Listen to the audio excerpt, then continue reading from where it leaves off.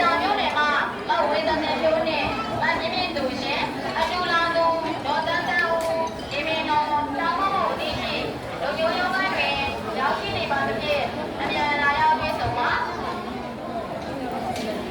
ခေရိုနေတော်မြတ်ကြီးတော်သူဖျောင်းတက်ရောက်လာကြကုန်သောဓမ္မမိတ်ဆွေတော်တင်အပေါင်းတို့ရှင်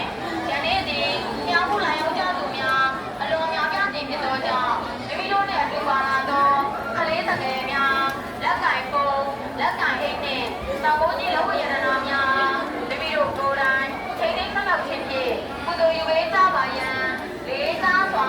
မြစ်တာရက်ခံအပ်ပါရှင်ခေရိုနေတော်မြတ်ကြီးတော်သူ